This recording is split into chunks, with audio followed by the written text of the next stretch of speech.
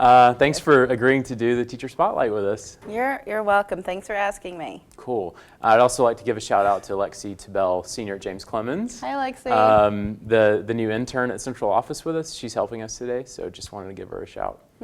Okay, cool. Let's start with who are you? What are your qualifications? What do you do at Liberty Middle School, etc.? Okay, well, I'm Jane Haithcock. Do I look at the camera? You look just at like me. You. Okay, that's so much more comfortable. Okay. Okay, so I'm Jane Haithcock. I am a teacher at Liberty Middle School. This year, I'm doing honors language arts, public speaking, and Scholars Bowl. Okay. So Have you always done public speaking, or is that new to your plate? That's new to my Okay. plate this year. Great. We added it on as, when the middle schools did the big electives. So Okay. last year it wasn't, but this year it is. So it's been going good though. Cool. I know in the last year or two you've completed some further education. Yes. What was that about? A group of us at Liberty completed our educational specialist degree at MTSU about 3 years ago probably. Yeah. So. Great. Well, let's just jump right into it. I think that what really separates good teachers from great teachers is their style, the way that they interact with kids, etc. Can you talk about your style? Is that, I don't know, maybe uncomfortable for you to talk about, but I mean, I know that you have a really great style with your students, and can you talk about it? It's so hard to always objectively look at yourself because it's so hard when you're subjective into it. But Right. I guess my style would be described as, I'm not really sure, but this sounds weird. Students come first, Right. and I try to make myself very attainable to them. And I actually enjoy being around them, and I like to have fun with them, and I like to joke around with them, and I like to know who they are. And I just like to have fun in my classroom, so we kind of make it, our classroom becomes like a small family, essentially, is what happens. Yeah. And I stress that from day one when they all have to learn each other's names so that they can address each other by their actual name. Yeah. And, just make it a safe place for them to learn, and it's just a very small community that we become. And so, I'm their person for the 75 minutes that I have them. Yeah. And they're my people for the 75 minutes I have them. We're out in the hall or wherever I see them, you know. And so I guess that's my teaching style. Does that come naturally to you? Is it something that you do on purpose, or is that just the way you are? I think it's just the way that I am. Very neat.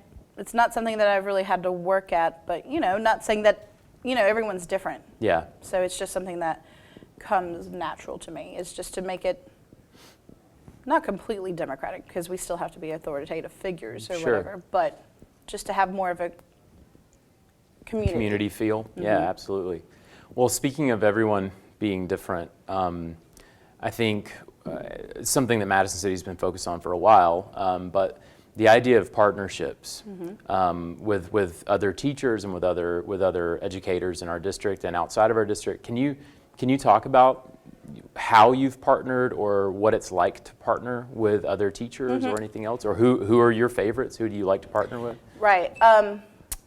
I would not be the teacher that I am without the people that I work with, without a doubt. Absolutely. I wouldn't be where I am. I wouldn't be as satisfied as I am in my job without my collaborators. Yeah. Liberty is a gigantic family. I feel like we can depend on anyone. Doesn't matter who you are, you can ask them for something and they'll be there for you. And our 8th grade English department is super strong.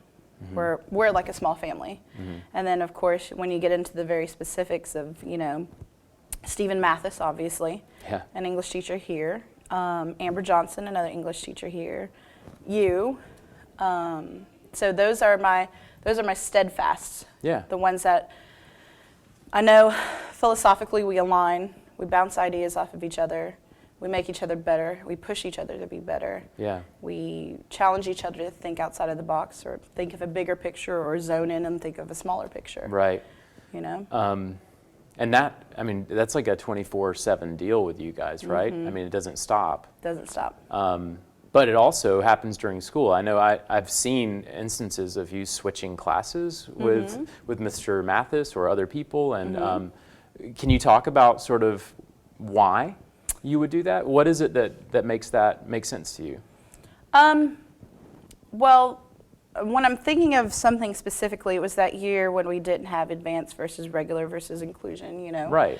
And so we just felt like we weren't reaching the people that we couldn't tailor to them. Right. And so what we actually did was actually just switch up our classes. And 3 different teachers were like, okay, I'll take these kids, you take that kid, and you take those kids. And we targeted for, what was it, a week and a half?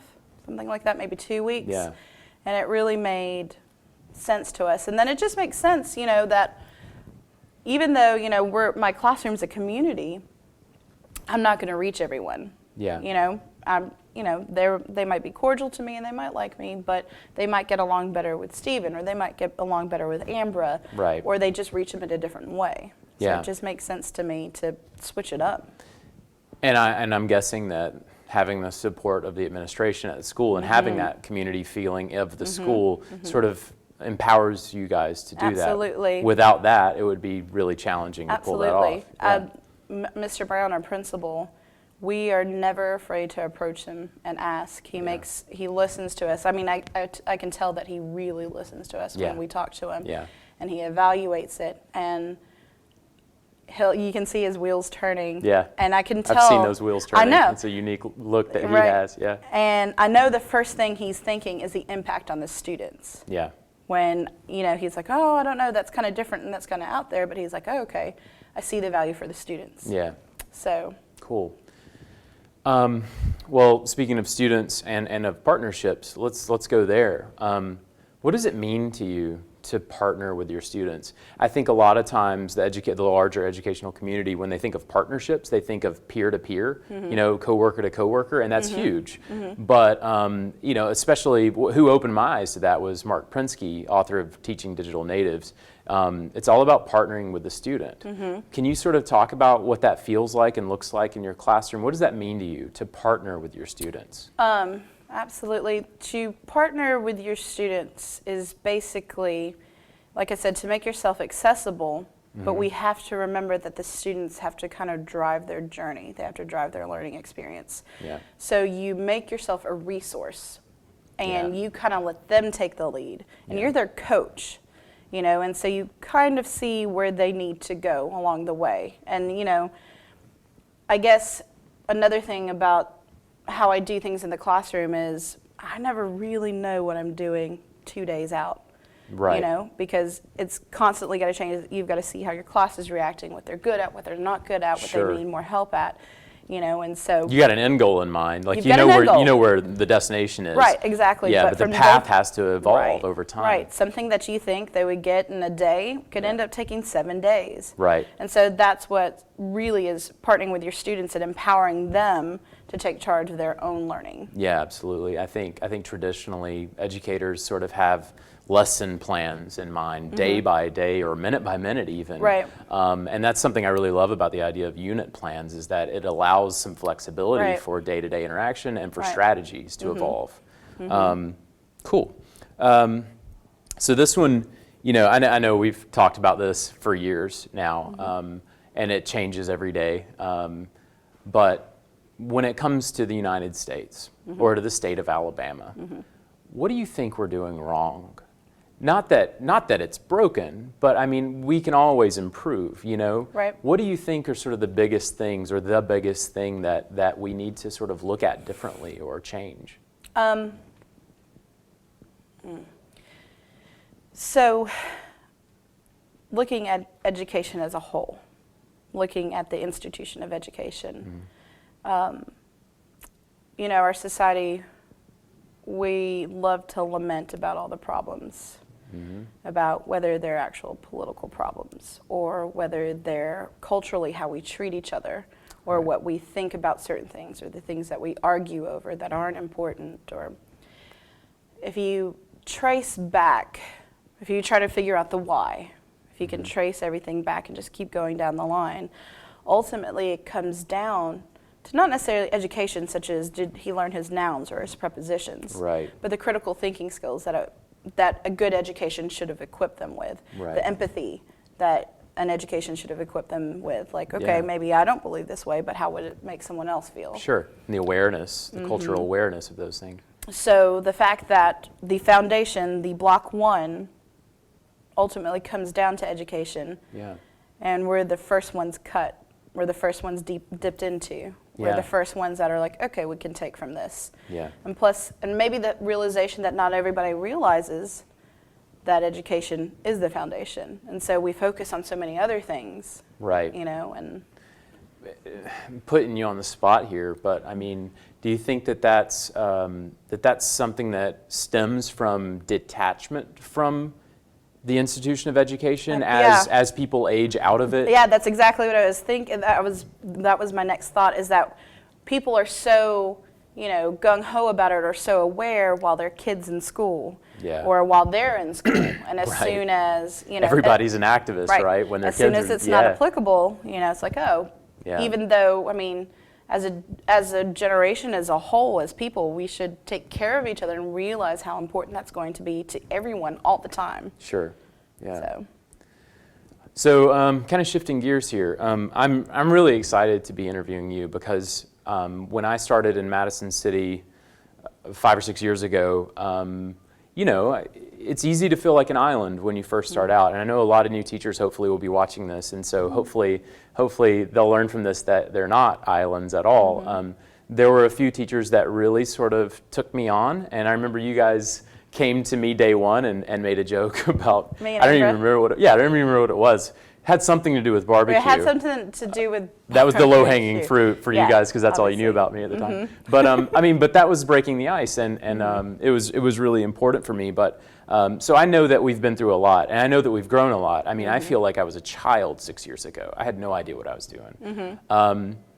What does it look like for you to grow? How have you grown? How long have you been a teacher? This will be my 8th year. Wow. So obviously you've evolved. Yeah. Can you talk about your evolution as an educator? Where were you when you started? Where were you halfway, and where are you now? And maybe where do you hope to go? Because Right. surely you have an idea of maybe what could change. Absolutely. When I started, of course, I felt like you did, Yeah. alone and in the island, and you just want to do everything right to make sure that you keep your job, you know. Sure, yeah. You know, and so it started off a little on the lonely side, but like I said, people at Liberty were so awesome to me in making sure that I felt like I had people, and you Yeah. know, Rhonda Durrett's one of them, Lynn Leake, who's now retired. Yeah, I remember You her. know, they all took care of me, and and the stress of feeling like I had to do it right all the time. Yeah. You know, I was like, oh, I'm doing one of the most important things, and I have to make sure I do that, and Yeah. I have to make sure I know exactly what I'm saying. I felt like, I don't know if this is a good or bad thing, but I felt like I was more of a planner then, you know, Yeah. because I was like, every minute has to be accounted for, you know. Right. And at some point, I realized that the journey was way more important than the destination. Sure. And then as other people came in and started working, and, you know, we became a unit, and we were empowering each other, and we were helping each other, and really fostering and facilitating each other. You know, I felt like we really gained speed. And like I said, probably where I am now, I'm a lot more comfortable as an educator. Yeah. And just being responsive rather than being planned. Yeah. You know, just being responsive to where we are now Yeah. versus. I know, kind of backtracking it here, I know that a lot of newer teachers are thinking about classroom management.